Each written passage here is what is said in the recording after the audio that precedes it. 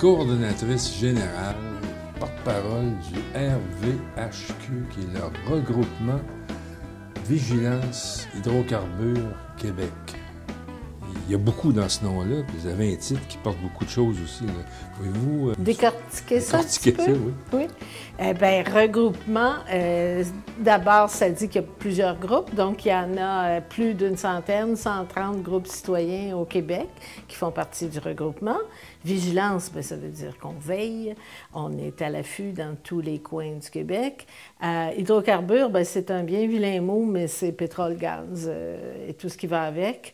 Et Québec, bien, c'est à l'échelle du Québec. Donc, le regroupement Vigilance Hydrocarbures Québec est né du mouvement contre les gaz de schiste au tournant des années 2010. À peu près, il y a un groupe qui s'est créé contre le gaz de schiste dans la vallée du Saint-Laurent. Ça porte un nom encore plus long et compliqué. Et ça a évolué éventuellement pour inclure tout l'oléoduc Énergie Est, les trains. Malheureusement, la tragédie de Lac-Mégantic a amené la problématique des trains, l'inversion d'Enbridge, bon, etc. Il y a des groupes qui sont formés partout au Québec. Et là, on parle de combien de personnes à peu près? Là, ce que je peux vous dire, c'est qu'il y a 130 comités qui rayonnent... Mobilisent facilement, localement. Qui mobilisent leur collectivité à l'occasion. Mais qu'est-ce qui vous a amené, vous, là-dedans, cette contestation-là? Bien, écoutez, moi, j'étais quand même engagée dans des activités de protection de l'environnement. Je croyais que j'étais une bonne environnementaliste quand j'habitais Montréal. Et quand je me suis installée ici, dans l'Aude-Binière, c'est là que j'ai découvert, bien, premièrement, le fameux bateau. Il y avait une amie ici, chez moi, qui vient de Sorel, qui habite à Sorel. Et il y a un énorme bateau qui est passé devant chez nous. Et c'était en septembre, si je me souviens bien, 2014. Et on s'est un peu interrogé là-dessus. Ma foi, il est donc bien géant, ce bateau. Et c'est là qu'elle m'a expliqué que les compagnies Kildare et Suncor avaient fait toute une organisation, tout un circuit pour amener du pétrole des sables bitumineux jusqu'à Sorel et le transporter par bateau jusqu'en Europe. Et c'était la première fois. Il n'y avait jamais eu de pétrole des sables bitumineux sur le Saint-Laurent. Ça a fait pas mal de commotion dans les médias en ce moment-là. Pétrole lourd et sale. Oui, pétrole lourd et sale qui menaçait vraiment, en cas d'échouage, l'eau du Saint-Laurent. Là, ça a été la première prise de conscience de l'importance qu'était en train de prendre, bien, qu'avait pris réellement le pétrole des sables bitumineux pour le Canada au complet, là, puis que ça nous rejoignait ici. Et ça m'a amené à me poser des questions. Et j'ai appris à peu près au même moment que l'oléoduc était planifié. On le savait, mais c'était vague, mais là, c'est devenu très, très, très concret. Et la théorie populaire, ce qu'on nous disait, c'était, bien, c'est pour alimenter nos raffineries, c'est super, on va avoir du pétrole de l'Ouest. Et moi, je viens d'un milieu, je viens du secteur financier, entre autres, et je suis plutôt quantitative, et j'avais l'impression que les chiffres ne marchaient pas. Je me suis dit, ça ne fonctionne pas, cette affaire-là. Il y en a trop de pétrole là, pour alimenter nos raffineries. Alors, j'ai fait une petite recherche, et j'ai trouvé que non, ça ne marchait pas. C'était pas pour alimenter nos raffineries. Ce que les compagnies nous proposaient, c'était de faire passer à peu près 4 à 5 fois le volume de pétrole que le Québec consomme. Puis après ça, à peu près au même moment, j'ai appris que l'oléoduc allait passer juste en face, ici, l'oléoduc Énergie Est, s'il avait été construit, et qui traverserait à 3 km en haut. Et il y a des marées ici, donc en cas de déversement, on était vraiment exposés. J'étais un petit peu sceptique. Et, en tout cas, j'ai regardé les choses et ce que j'ai appris, c'est qu'il y avait des groupes citoyens qui travaillaient avec des municipalités qui prenaient position là-dedans, qui s'intéressaient et tout ça. Alors, je suis allée à mon conseil municipal, c'est 1200 habitants ici, c'est pas une grosse municipalité. Je leur ai demandé, bien, vous êtes-vous penché là-dessus? Avez-vous l'intention de prendre position? Alors, le maire, bien gentil, m'a dit, ben non, c'est intéressant, ce serait le fun de savoir, on n'a pas pris position, on n'est pas trop renseigné, voulez-vous nous monter un petit dossier? Alors, moi, c'est quelque chose, c'est des choses que je faisais dans ma carrière antérieure, juste bien sûr, je vais vous faire un petit dossier, je vais prendre une demi-journée pour ça. Et c'est là que je me suis rendu compte qu'il n'y en a pas de dossier, il n'y en avait pas de dossier. J'étais sûre de pouvoir faire ça rapidement. Et j'ai constaté qu'il n'y avait aucun outil d'information pour que les citoyens comprennent ce qui se passait au au Québec ou au Canada en termes de portrait global de l'énergie, du pétrole, du gaz et tout ça. En fait, j'ai travaillé 6 semaines de temps pour essayer, à temps plein, là, pour essayer de comprendre.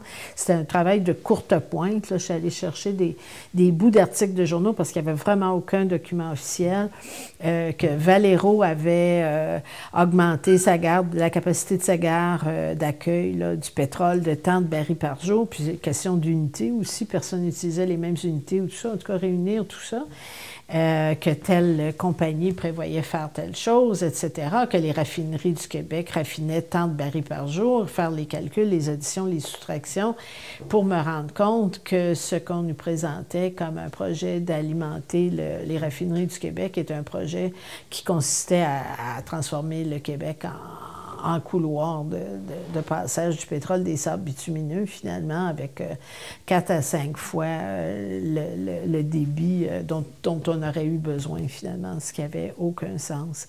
Et les trains aussi. On voyait vraiment beaucoup à cette période-là, beaucoup de trains, de wagons-citernes sur les rails derrière chez nous.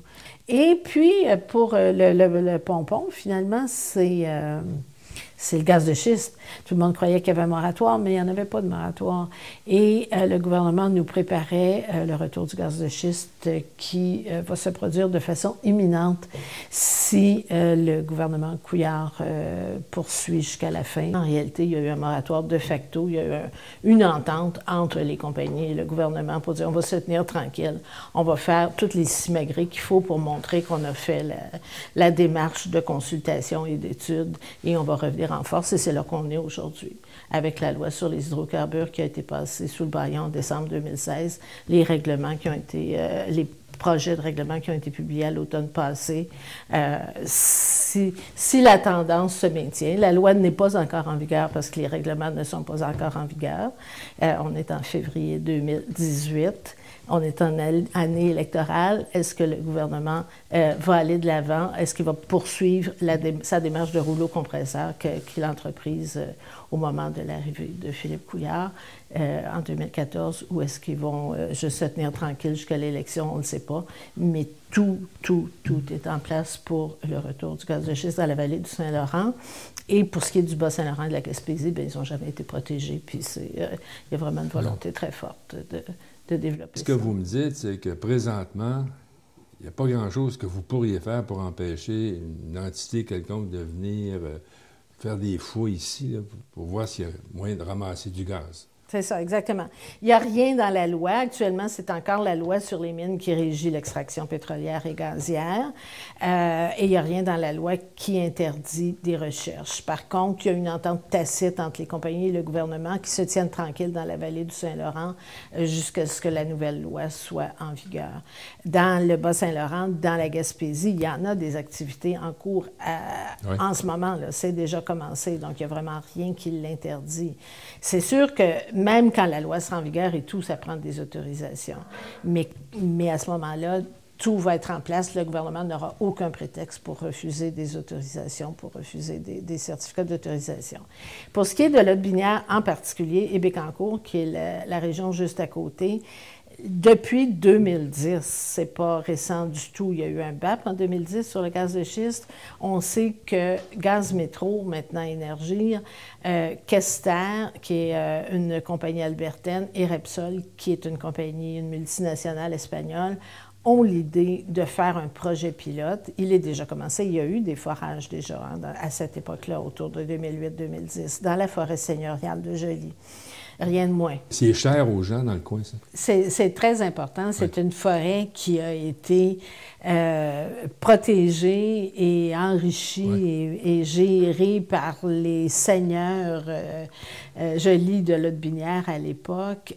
C'est une forêt où il y a des arbres anciens d'une très grande valeur, où il y a des témoins écologiques irremplaçables. C'est la dernière grande forêt publique de la vallée du sud, là, de la vallée du Saint-Laurent. Donc, c'est un outrage. C'est vraiment un outrage au territoire de dire on va transformer ça en zone industrielle avec des puits de forage et des pipelines. Parce que les gens pensent aux puits de forage, mais ils ne pensent pas toujours aux pipelines. Hein. Pour transporter du gaz, ça prend des gazoducs. Hein. Donc, il faut relier tout ça. Là. On ne transporte pas ça par camion. Et donc, c'est majeur. Et c'est les terres agricoles aussi dans la région. C'est une région, ici, la Binière, plein d'emplois. Agrotourisme, magnifique paysage, qualité de vie exceptionnelle, de toute beauté, oui.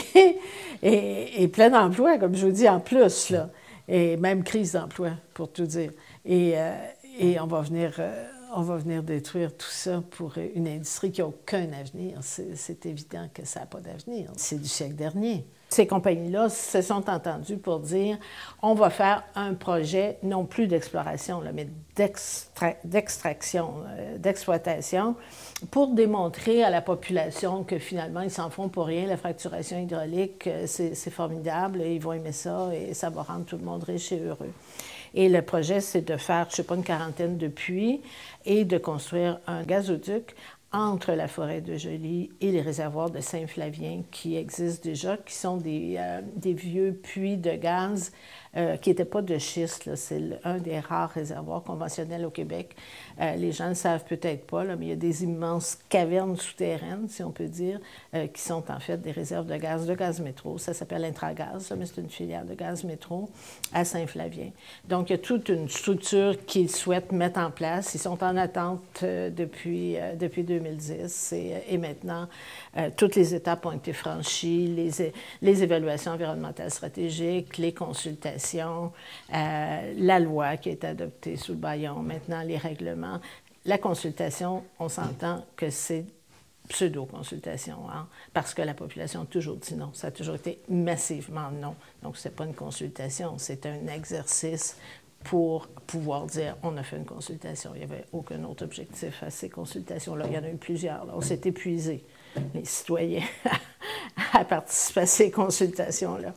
Quand on parle du pas dans ma cour, c'est pas un cas de pas dans ma cour, c'est un cas de prise de conscience parce que c'est clair, ça je l'ai vu ici, ce que je voyais pas quand j'étais à Montréal, je le sentais pas, c'était pas aussi proche. C'est le territoire, c'est le Québec, là. Le Québec est en train d'être transformé en État pétrolier. Qu'est-ce qui se passe? Et je pense que c'est comme ça pour beaucoup, beaucoup de gens, des gens à qui j'ai pu parler dans le mouvement citoyen, c'est qu'il se passe quelque chose à proximité. Ça amène une crainte immédiate. Et tout de suite, on se rend compte que non, c'est pas juste dans ma cour, c'est le territoire, c'est le Québec, puis très rapidement, c'est la planète. Mais comment avez-vous, à partir de votre rapport, approché la population pour créer une structure locale? Avez-vous eu l'aval de tout le monde? Quand j'ai eu terminé mon petit rapport de 80 pages, je l'ai fait lire à mon entourage. On a appris l'existence de groupements citoyens et tout ça, et on s'est dit on va en créer un dans notre localité. Et on s'est demandé comment on ferait ça et on a parlé à différentes personnes et tout. Et finalement, ce qu'on a fait, c'est qu'on s'est dit on veut pas arriver comme un cheveu sur la soupe. On veut pas être tout seul au monde. Fait qu'on est allé chercher les groupes qui existent déjà dans la localité. On leur a demandé est-ce que ça vous tente de créer un comité avec nous. Et ils ont accepté. On a fait venir un conférencier c'était Stephen Guilbeault à ce moment-là. Et à partir de ça, on a fait beaucoup d'assemblées de cuisine dans la localité ici.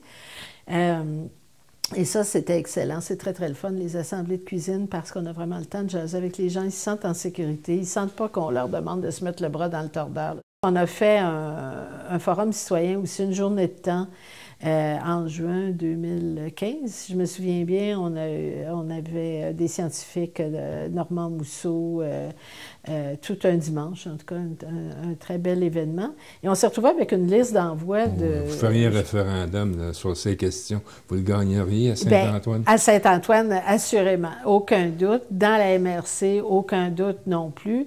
Je pense qu'il y a des localités où c'est un petit peu différent, là. Où il y a des comment comment dire, l'industrie a laissé son empreinte, a conclu des ententes dans le passé, dans certains coins de la MRC. Mais en général, c'est sûr qu'on a beaucoup d'appui. Puis on a beaucoup travaillé après avec la MRC, au niveau de la MRC, des maires des autres localités. Par la suite, on a commencé localement parce que c'est ce qu'on nous avait conseillé, mais après on l'a agrandi. On a maintenant un comité à la grandeur de la MRC avec des représentants dans différentes municipalités.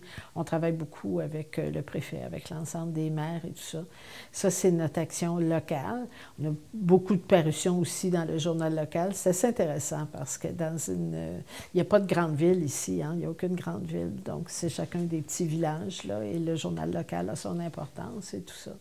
Et c'est à l'image de ce qui se fait dans beaucoup de régions, là, que d'autres comités font dans d'autres régions. Oui, c'est ça.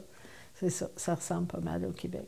C'est vraiment essentiel que les gens se lèvent et s'opposent à cette chose-là et ne se sentent pas impuissants. C'est pas vrai qu'on est impuissant. C'est pas vrai du tout. La preuve, c'est qu'on gagne. On en gagne. On a gagné beaucoup de batailles. Au niveau du gaz de schiste, on l'a quand même retardé de 10 ans, puis peut-être qu'on va gagner encore, et je pense qu'on va gagner encore. Puis Énergie-S, on l'a gagné. Encore plus fondamentalement, c'est que cette dérive autoritaire qui nous amène à être confrontés à des décisions gouvernementales qui vont contrairement à l'opposé du bien public, elles ne touchent pas seulement le domaine des hydrocarbures, elles touchent l'ensemble de ce à quoi on tient actuellement. On est en train de perdre tout ça et il faut trouver le moyen de faire le virage qui s'impose. Ce qui motive finalement, ultimement, les gens dans le mouvement citoyen, il y a 3 enjeux, selon comment on veut le voir, mais il y en a vraiment 3 majeurs. Un, c'est l'eau potable, c'est sûr, l'eau du fleuve qui alimente tellement de Québécois, l'eau des nappes phréatiques qui alimente le reste. Ça, c'est sûr que c'est des risques réels et avérés qui sont vraiment pas à mettre en doute. L'autre, c'est le climat. Et c'est pour ça, sans doute, qu'il y a beaucoup de grands-parents dans le mouvement citoyen. On pense à nos petits-enfants, on pense à ceux qui suivent. Hein. Le climat, nous, c'est pas nous qui allons souffrir, mais les générations qui viennent, on s'attend à des catastrophes humanitaires d'une ampleur jamais vue. C'est majeur. Puis, c'est pour ça que j'ai un troisième qui est comme sous-jacent à tout ça, c'est le pouvoir de la population de déterminer le style de société, le style de planète sur laquelle on veut vivre, finalement, qui nous est enlevé par la mainmise des pétrolières et des gazières sur les gouvernements du monde occidental. Comment vous expliquez ça, ce phénomène-là? C'est mondial, en plus. Oui, c'est mondial. C'est mondial. Il y a un terme que vous devez connaître, la captation des instances de pouvoir par les intérêts privés. C'est vraiment ce qui est arrivé dans le domaine du pétrole au Canada et au Québec. Clairement, au Canada, on l'a vu avec l'Office national de l'énergie qui a perdu toute crédibilité. C'était carrément des portes tournantes entre l'industrie et l'Office national de l'énergie. C'est les mêmes joueurs. Ça a été mis en place à l'époque de M. Harper. C'est un peu scandaleux à l'époque aussi. Ah oui, c'est l'industrie qui a dicté au Canada ses règles environnementales, c'est-à-dire ses règles environnementales, le démantèlement des règles environnementales qu'il y avait au Canada. Et ce qui s'est passé ici avec le gouvernement Couillard et même les gouvernements qui ont précédé, ça a été graduellement la même chose, c'est clair. Quand on parle de je ne sais pas si le terme collusion est le bon, mais quand on parle de lobbyistes qui contrôlent la réglementation d'une industrie, c'est très clair.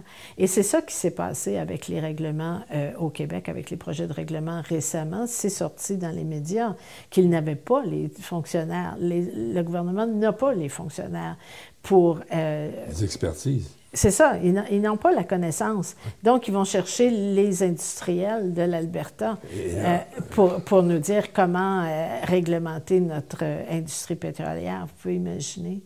Mais qu'est-ce que les politiciens comprennent que nous, la population, on ne comprend pas?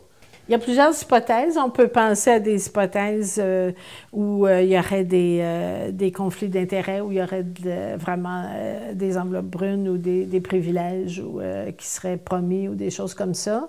Moi, je n'ai aucune preuve qu'il y a des choses comme ça. Je ne suis pas prête à aller dans ce sens-là. Je ne suis pas prête à dire qu'il y a de la corruption, en fait, pour dire les vrais mots.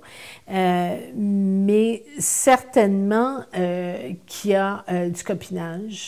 Certainement qu'il y a un certain paradigme du développement à tout prix.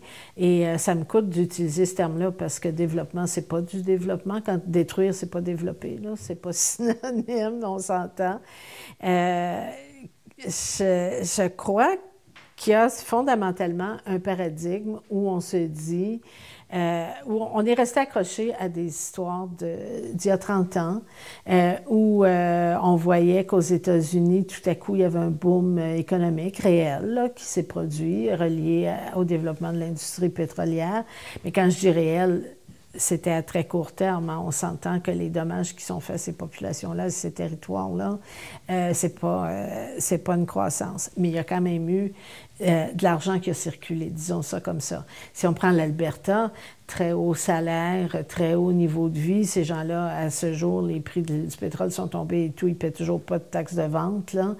Ça a amené des niveaux de vie incroyables, au détriment, dans le cas du Canada, au détriment de l'Est du Canada qui a perdu des centaines de milliers d'emplois parce que le dollar canadien était trop élevé et tout ça. J'ai vraiment le sentiment que nos gouvernements, nos gouvernants qui ne viennent pas du monde des affaires sont éblouis par cette culture de la richesse et du développement économique et du néolibéralisme et n'ont pas de regard critique et n'ont pas l'étoffe de personne d'État pour dire être capable de faire la différence entre le bien commun et la possibilité d'obtenir quelques emplois dans un horizon de temps court, tout simplement. Et qui se font endormir. Et c'est tout, il y a un mur d'incompréhension. Mais ça donne vraiment l'impression aussi qu'il y a des leviers de pouvoir. Quand on regarde le gouvernement Trudeau, par exemple, qui nous a promis de gérer ces choses-là sur la base des faits et de la science, bien, il est capable de nous dire qu'il autorise la plus grosse industrie de gaz naturel liquéfié qui a jamais été construite au Canada, qui va contribuer, qui va faire monter les émissions de gaz à effet de serre par plusieurs points de pourcentage à elle seule, après avoir, sur la base des faits et de la science. Donc, on parle de faits alternatifs, là on est vraiment dans un monde de faits alternatifs à ce moment-ci. Quand on parle de pétrole et de gaz, quand on parle de l'industrie pétrolière, il y a un aveuglement volontaire. Quels sont les mécanismes qui déterminent ça au niveau du gouvernement? Je ne peux pas vous le dire. Mais vous parlez de faits alternatifs, ce qui implique l'émission de fausses informations ou d'informations tronquées, biaisées. Oui. Comment les gens peuvent-ils savoir? La population? Oui. C'est impossible. C'est ça qui rend notre cause tellement difficile. Il faut vraiment prendre le temps. Il n'y a pas de personnes qui sortent d'une assemblée de cuisine sur le pétrole et sur le gaz sans être complètement convaincus que tout ce qui se passe actuellement, c'est de la foutaise. Tu sais, si on passe 1 heure avec des gens ou 2 heures avec des gens, ils comprennent parfaitement et ils sont convaincus à tout jamais. Mais en 3 minutes, il n'y a pas moyen de gérer une communication comme celle-là. Il y a tous les clichés qui ressortent tout le temps. À l'échelle du Québec, si on prend les projets actuels du gouvernement de soutenir le développement de la filière pétrolière et gazière, l'exercice de communication est fascinant. Banalisation. Ah, il n'y en a presque pas de projet, il n'y a personne. Et c'est pas vrai. Si vous regardez ce que les compagnies font, tous les gestes qui ont été posés, d'aller chercher du financement, d'aller chercher des alliances, d'aller chercher des permis, d'aller chercher de l'expertise, on voit que toutes les compagnies mettent en place tous les mécanismes là, pour s'activer dès qu'ils vont avoir la permission. Mais là, ah, il n'y en a presque pas. Après ça, ridiculiser. Au lieu d'être en avant de la parade, en train de dire à la population du Québec, on s'en va vers une société verte, une société durable, on a un magnifique territoire, on va le préserver, puis c'est un joyau, puis on va vraiment continuer à faire quelque chose avec ça. Ces gens-là, nos gouvernements, ne sont pas en avant de la parade, ils sont dans les estrades en train de rire des citoyens qui marchent dans les rues. C'est comme ça que ça se présente. Donc, ridiculiser, nous traiter d'alarmistes et tout ça. Après ça, répondre des paroles vides, là, des paroles qui n'ont aucun sens. Récemment, on a découvert que le gouvernement, bon, ça fait des années que la population demande au gouvernement, les citoyens, en fait, c'est beaucoup le RVHQ, là, demande au gouvernement de vérifier les puits abandonnés. Il y a à peu près 1000 puits abandonnés au Québec. Il y a plusieurs puits d'exploration qui ont été forés pour essayer de trouver du pétrole et du gaz au fil des décennies. Il y a toujours eu des gens qui ont cherché ça. Et tout le monde sait qu'il y en a qui fuient, entre autres, dans la forêt seigneuriale de Joly. On dit que les jeunes se faisaient des barbecues sur les sorties. Excusez-moi de rire, hein? C'est pas parce qu'on rit que c'est drôle. Donc, il y a les citoyens demandent depuis longtemps au gouvernement de faire des inspections et de faire ce qu'il faut pour empêcher ces puits-là de fuir. Et l'an dernier, ils ont dit, OK, on le fait, on les fait, les inspections. Les scientifiques du RVHQ ont épluché 212 rapports d'inspection depuis inactifs qui ont été faits au cours de la dernière année. Ils ont trouvé là-dessus que seulement 32 puits avaient été trouvés, les autres étaient introuvables, et 191 ont été jugés conformes. Alors, on a fait une opération de presse là-dessus, évidemment, on a dénoncé cette chose-là, c'est ridicule, là. Comment ont-ils pu dire que des puits étaient conformes quand ils ne les ont pas trouvés? Ils en trouvent 32, oui. Ils en déclarent 191 conformes. Exactement. C'est pas ça que j'ai appris à l'école, moi, en arithmétique. Là. Non, c'est ça. Et la réponse du ministre, c'est on a été à l'endroit, on les a pas vus, on a fait des tests de détection de méthane, puis on n'a rien trouvé, alors c'était conforme. Alors que nos gens qui, depuis une dizaine d'années quasiment, en ont fait des recherches depuis, se sont très bien rendus compte que les repères géomatiques ne sont pas exacts. Il faut utiliser d'autres techniques pour trouver les puits. Il faut trouver les rapports d'arpentage. Il faut trouver, même des fois, quand les têtes de puits sont visibles, on peut les voir avec Google Earth, etc. Mais ils ne les ont pas trouvés, les puits. Ils sont allés là où c'était marqué sur la carte. Ils ont fait leur test et ils ont déclaré les puits conformes. Ça, c'est un exemple. Mais là, ça m'a pris 5 minutes de vous expliquer ça. C'est toujours le mensonge. Les fameuses évaluations environnementales stratégiques, ça a été fait selon des paramètres fixés par le gouvernement pour être sûr d'avoir les bonnes réponses. Puis malgré ça, il y a quelques fois qu'ils n'ont pas eu les bonnes réponses, mais ils ont fait comme s'ils avaient les bonnes réponses qu'ils souhaitaient. Hein. Entre autres, la synthèse des évaluations environnementales stratégiques dit bien que l'exploitation des hydrocarbures au Québec est difficilement conciliable avec l'atteinte des objectifs de réduction des GES, et on va de l'avant quand même. Fait que c'est de la foutaise. Les consultations, on a eu une consultation à la fin des évaluations environnementales stratégiques. Je pense qu'il y en a plus de 60 qui ont été faites. On a reçu une invitation à participer à une consultation à la fin de ces évaluations-là. Il manquait 20 des 60 évaluations environnementales. Elles n'étaient pas finies, elles n'étaient pas complétées. Et de mémoire, on a eu 3 semaines pour se préparer pour lire une quarantaine d'évaluations environnementales stratégiques et pour en prendre connaissance et pour faire des mémoires. Et de toute façon, on a participé quand même. et on a dit quand même, quand je dis on, c'est vraiment pas juste nous, là, ça, il y a quand même des participations assez importantes à ces choses-là. Il y a plusieurs personnes, plusieurs groupes qui ont témoigné. C'était très négatif et ça n'a pas été pris en considération. C'est toujours de la manipulation de la communication, des paroles vagues, des paroles vides de sens. Quand on a fait des événements, on a fait plusieurs événements ici dans Lotbinière pour alerter la population, évidemment, à ce qui s'en venait, parce que c'est vraiment proche. Et la réponse du ministre, « Ah, il n'y a pas de certificat d'autorisation qui a été demandé. » Tu sais, c'est toujours des choses comme ça. C'est toujours de la manipulation de la communication. Les preuves ne sont-elles pas faites que c'est pas si rentable que ça? C'est sûr que c'est pas rentable à moyen terme. Il peut y avoir un boom. Là. On ne peut pas nier qu'il y a un boom. Mais c'est une industrie champignon, c'est une industrie, on l'a vu aux États-Unis. Il y a plusieurs groupes du RVHQ, ceux qui ont créé le mouvement à l'origine, qui sont allés en Pennsylvanie. Il y a eu 3 voyages organisés.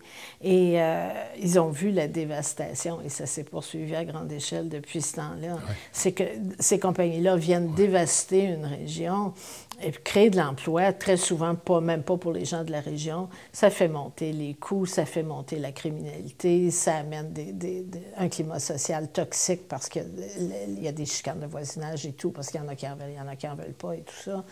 Alors, c'est pas une rentabilité réelle, là, mais il peut y avoir une apparence de rentabilité pendant un petit bout.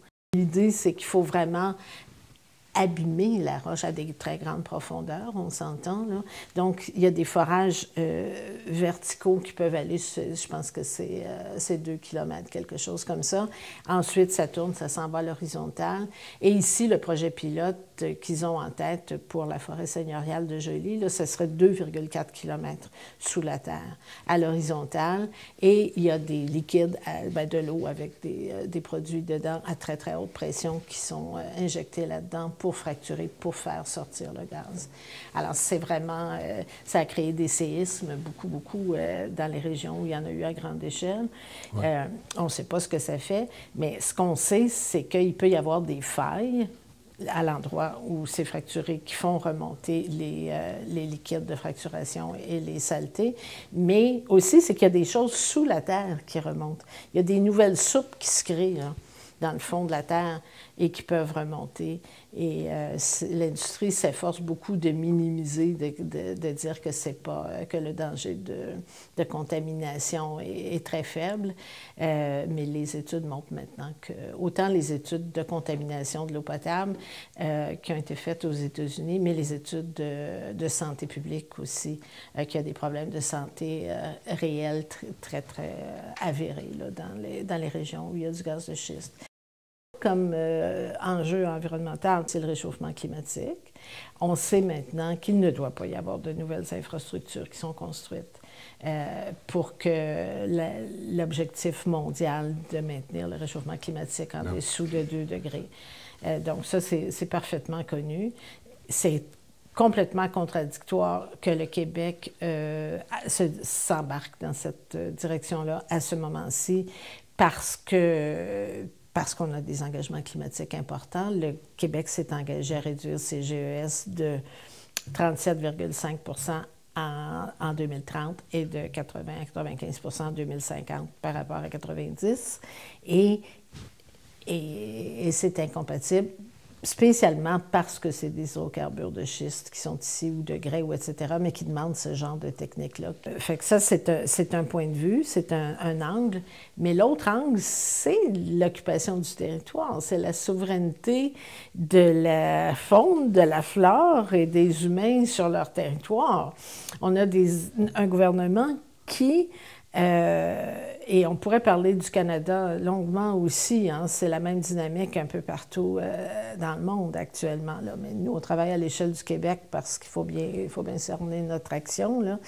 Mais c'est des gouvernements qui s'allient avec des intérêts privés pour livrer le territoire à des intérêts privés. Le sous-sol de 53 000 km² du Québec et généralement du Québec habité en plus, là, appartient à des intérêts privés. Ça a été répété dans la dernière loi des mines qu'ils ont votée. Ça a été confirmé, c'est officialisé. Ouais. parce que c'était déjà le cas avec la loi sur les mines et les claims qui ont été vendus, mais c'est relativement récent que ces claims-là ont été vendus. Ce n'est pas quelque chose, ça ne date pas de l'Antiquité, ce n'est pas un héritage avec lequel on sera obligé de vivre. C'est des gouvernements récents qui ont pris la décision de donner notre sous-sol pour 10 sous l'hectare, mais peu importe le prix. Les gens qui ont hérité des terres et tout ça, les cultivateurs dans la région et tous les producteurs forestiers, ne sont plus chez eux, là. Quelqu'un peut décider de venir s'installer. Au moment de l'exploration, là, ils ont fait un petit aménagement dans la loi. On est un petit peu plus protégé. On peut refuser maintenant qu'une compagnie vienne pour l'exploration. Mais à l'étape de l'exploitation, l'expropriation est permise. Nos producteurs agricoles se sont levés contre ça. Il y a eu une résolution très, très importante là, au Congrès de l'Union des producteurs agricoles dernièrement. Ils ont demandé que les claims soient enlevés et ça a été voté à l'unanimité sur leur terre. Là. Parce que ce qui arrive, c'est que si ce producteur-là refuse l'exploration, mais le voisin l'accepte, la compagnie s'installe sur la terre du voisin. La qualité de vie de celui-ci est gâchée de toute façon. Son eau potable est à risque. Et s'il décide de s'étendre, même s'il n'a pas fait d'exploration, il peut l'exproprier aussi. Et c'est à très courte vue, de toute façon, de penser de pas dans ma cour, parce que ces gens-là, ça arrive par milliers, des puits de gaz de schiste. Là. Un puits de gaz de schiste, ça dure 3, 4, 5 ans. Et après ça, il faut en forer un autre, puis il faut en forer un autre, puis il faut en forer un autre. Ces gouvernements-là qui s'allient à l'industrie, ils vont un peu en casse-cou quant aux risques sociaux que leurs gestes posent. On parle de l'eau puis notre eau potable. C'est d'être irresponsable quelque part, jouer au casse-cou comme ça. Qu'est-ce qu'ils en savent, ces gens-là, qu'il n'y aura pas de dégâts écologiques? Si on se replace il y a 2 ans, là, notre gouvernement provincial appuyait, sans le dire, mais clairement, le projet Énergie-S, qui aurait amené 1,1 million de barils de pétrole à traverser, on peut dire 600 fois le Saint-Laurent, hein, parce que chaque fois qu'il traversait un affluent du Saint-Laurent, c'était comme traverser le Saint-Laurent, c'était mettre le Saint-Laurent à risque. Ça, c'est 1,1 million de barils de pétrole. Le Québec consomme 350 000 barils par jour. C'est 3 fois la consommation du Québec, juste ce pipeline-là. Puis il y a déjà Enbridge 9B dans la région de Montréal, qui est déjà une menace majeure. Et c'est pas drôle. Et il y a un laxisme de ce côté-là. La Ville de Montréal et le gouvernement du Québec ont appuyé l'inversion et tout ça. C'est des risques de sécurité civile d'une ampleur incroyable. Et en même temps, le même gouvernement préparait le retour du gaz de schiste et l'arrivée en force de l'exploitation pétrolière et gazière au Québec, qui met à risque l'eau potable du Saint-Laurent qui alimente 4 millions de Québécois, puis les nappes phréatiques qui alimentent le reste. Fait que c'est vraiment d'une irresponsabilité et d'une inconscience. C'est se livrer pieds et mains liés à une industrie qui n'est pas fiable. Sachant qu'un des rôles principaux du gouvernement, c'est de protéger sa population, n'est-il pas là une abdication de son rôle fondamental? Absolument. Absolument, c'est exactement ça. Et c'est pas un accident de parcours, c'est délibéré. Puis un exemple de ça, c'est le fameux règlement, le fameux RPEP, règlement sur les prélèvements d'eau potable et leur protection, qui a été adopté à l'été 2014. C'est un règlement qui précise que les forages pétroliers et gaziers ne peuvent se faire à moins de 500 mètres des sources d'eau potable. Ce qui est clairement insuffisant. Oui. Ça n'a aucun sens. Il y a plus de 300 municipalités, c'est 330, je crois, représentant la moitié de la population du Québec, qui ont adopté un règlement pour demander au gouvernement d'allonger, de leur permettre d'avoir des distances séparatrices plus grandes, ou qui ont appuyé, dans certains cas, comme la Ville de Montréal, eux n'ont pas adopté le règlement, mais ils ont adopté une résolution d'appui à toutes les municipalités qui demandent ce règlement-là. Donc, il y a la moitié du Québec. C'est pas rien, là. Non. Et le gouvernement vient de publier, ça fait quelques jours, la semaine dernière, sa révision. C'était statutaire. Après 3 ans, il devait regarder les preuves scientifiques et tout ça et revoir ce règlement-là. moment-là. Il y a un dossier béton qui leur a été présenté pour leur montrer que les preuves scientifiques indiquaient que 500 mètres, ce n'était pas suffisant. Et c'est un refus. Les municipalités n'ont pas gain de cause, donc elles ne peuvent pas avoir de dérogation. Le gouvernement révise son règlement et ne modifie pas cet aspect-là du règlement des distances séparatrices. Donc, c'est un entêtement, c'est délibéré, c'est un rouleau compresseur. Le gouvernement Couillard est arrivé au pouvoir en avril 2014. En mai 2014, ils avaient leur plan d'action gouvernemental sur les hydrocarbures et c'était écrit noir sur blanc qu'il favorisait le développement de la filière. Un mois plus tard, il y avait le Fonds Capital Mines Hydrocarbures qui était doté d'1 milliard plus 250 millions de Ressources Québec, 1,25 milliard dans le développement des ressources non renouvelables, y compris les hydrocarbures. Et depuis ce temps-là, un geste après l'autre. C'est une vraie catastrophe comme perte d'énergie. Imaginez si le ministère de l'Énergie et des Ressources naturelles avait mis la même énergie, la même opiniâtreté pour développer tout ce qui est énergie durable. On vous soupçonne de vous enchaîner aux oléoducs. Écoutez, le regroupement Vigilance hydrocarbures est composé de groupes qui sont ancrés dans des localités ou dans des MRC. C'est comme ça que ce mouvement-là s'est constitué. Et il y a des instances à l'échelle du Québec qui agissent plus au niveau de, suivre l'actualité politique, suivre les projets de loi, présenter des mémoires, des choses comme ça. Entre autres, il y en a un à Saint-Marc-sur-Richelieu qui a publié, qui avait fait une formation en résistance citoyenne et qui s'était structurée pour pouvoir être prêt si jamais les foreuses débarquaient. C'est encore sur le web, ça, si jamais ça vous intéresse de regarder ça.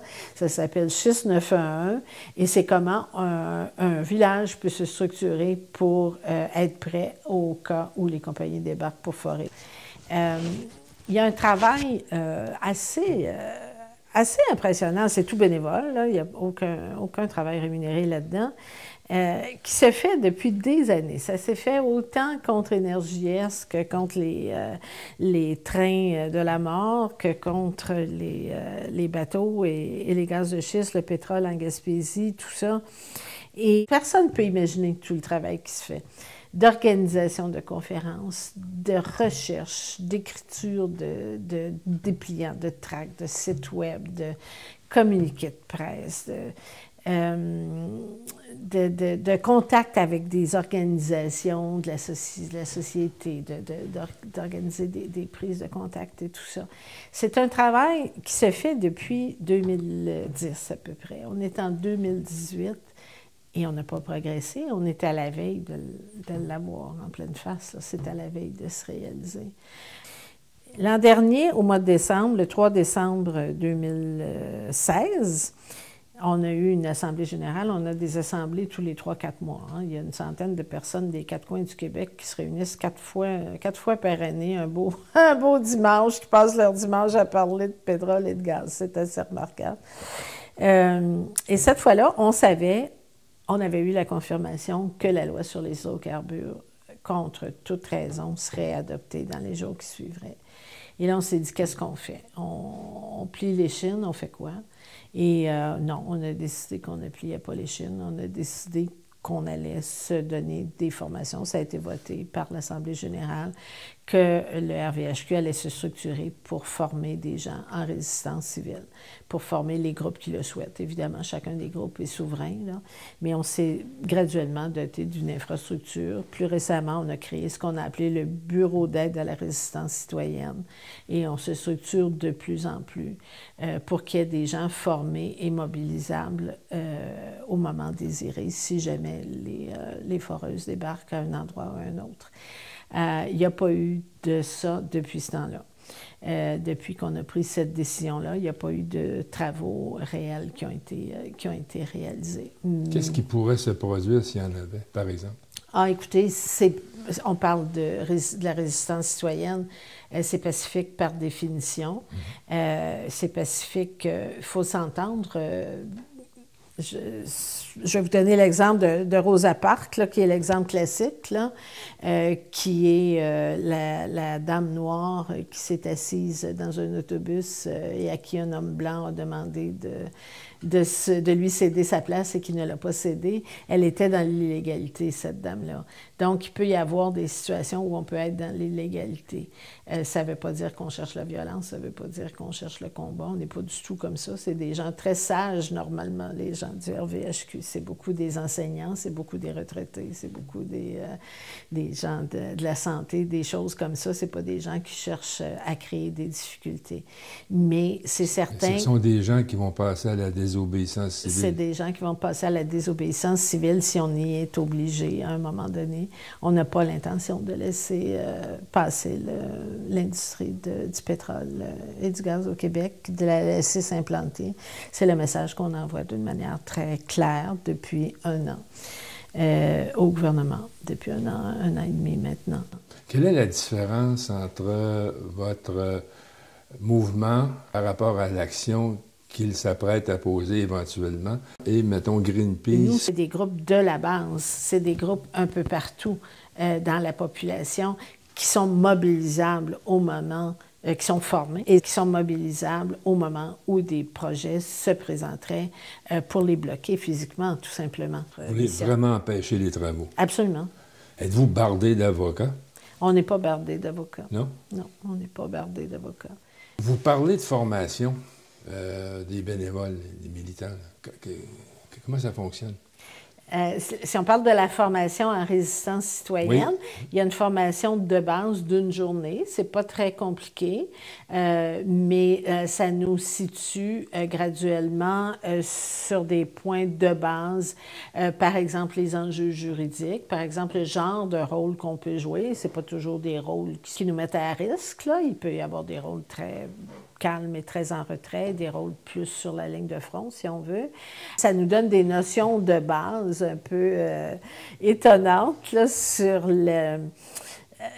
dans une manifestation ou dans une situation quelconque où il y aurait de la bousculade. Bon, comment on peut agir, comment on peut se comporter, qu'est-ce qu'il faut avoir comme réaction, comme réflexe et tout.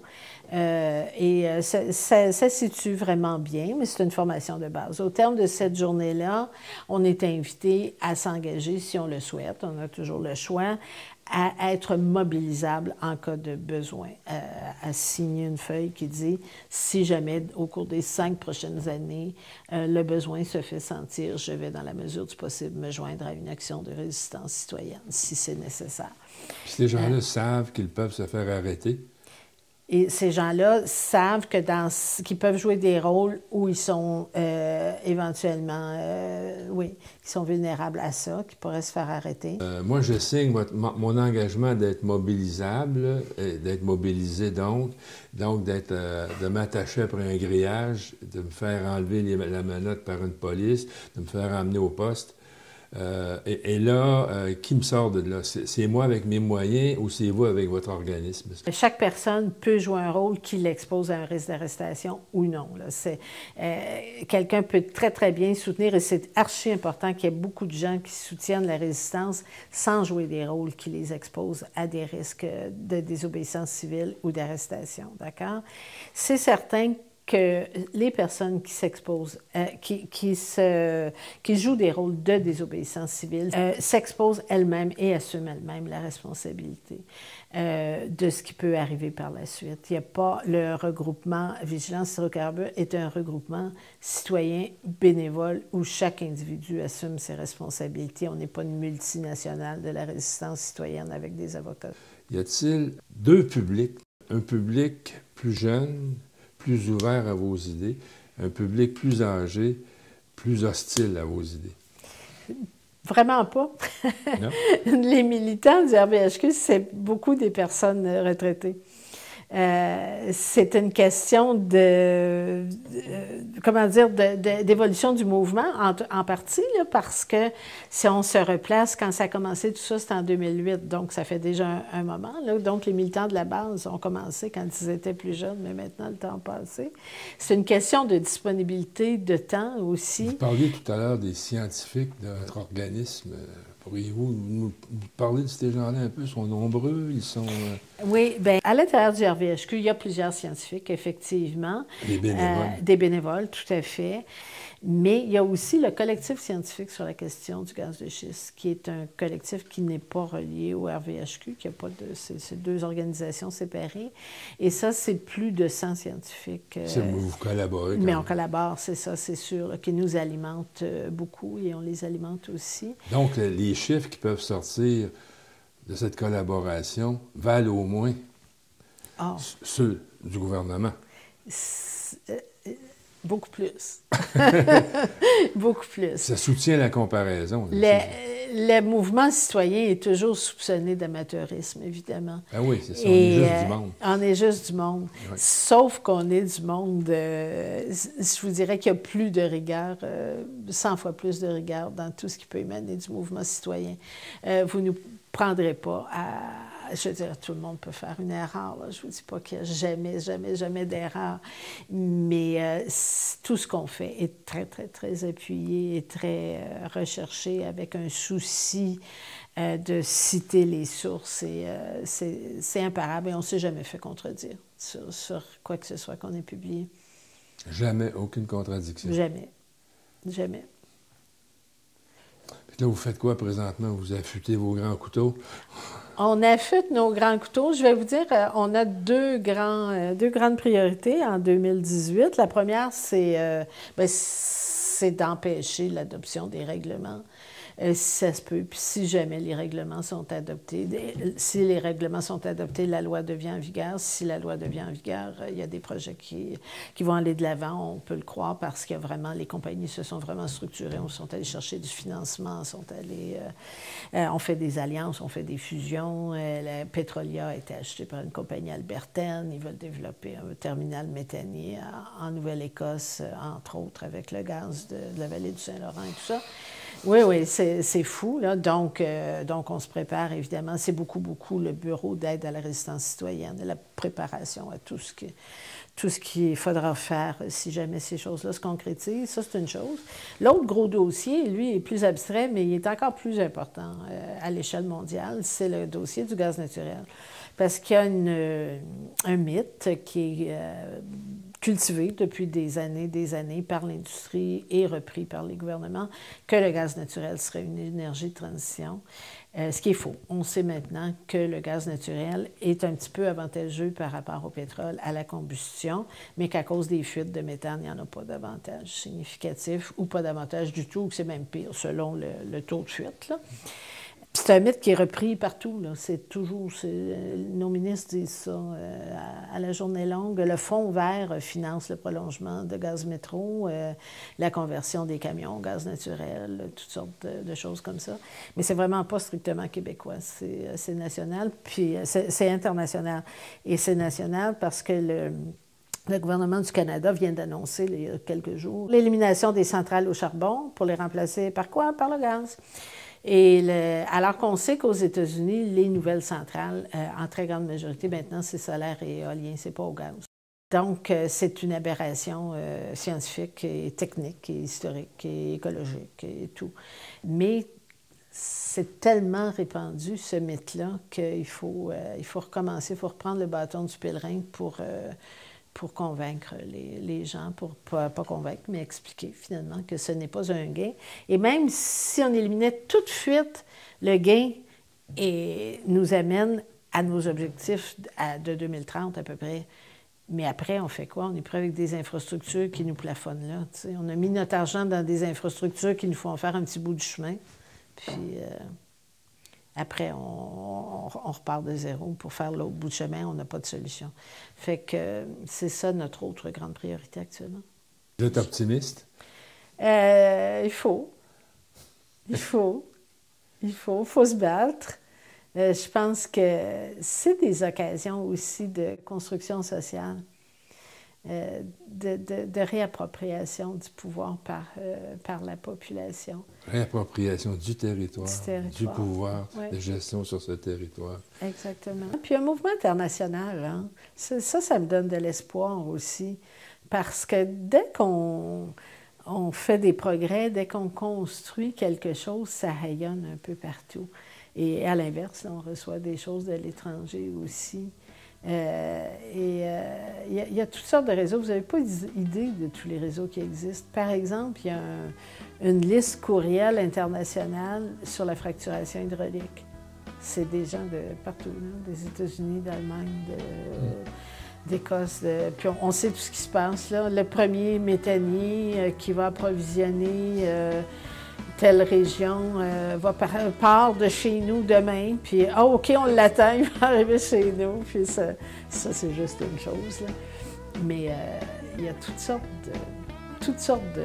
de mouvements qui émergent, y compris ce qu'on appelle la convergence des luttes, là. On manque de temps, on manque de ressources, c'est difficile, mais ça progresse quand même toujours. C'est pas juste le mouvement environnemental, le mouvement des droits et libertés, le mouvement de la justice sociale, ça converge, c'est sûr. C'est pas des choses indépendantes. Fait que le mouvement pour l'éducation aussi. Les gens qui regardent cette émission présentement et qui voudraient faire quelque chose, que peuvent-ils faire? Ce qu'ils peuvent faire, c'est nous contacter, exactement. Aller sur le site rvhq.ca et trouver l'endroit où nous contacter, communiquer avec nous pour rejoindre un comité citoyen ou écrire tout simplement à communication@rvhq.ca et on les met en contact avec un des groupes citoyens dans leur région, tout simplement. Carole Lippi, merci beaucoup pour l'avoir. Merci.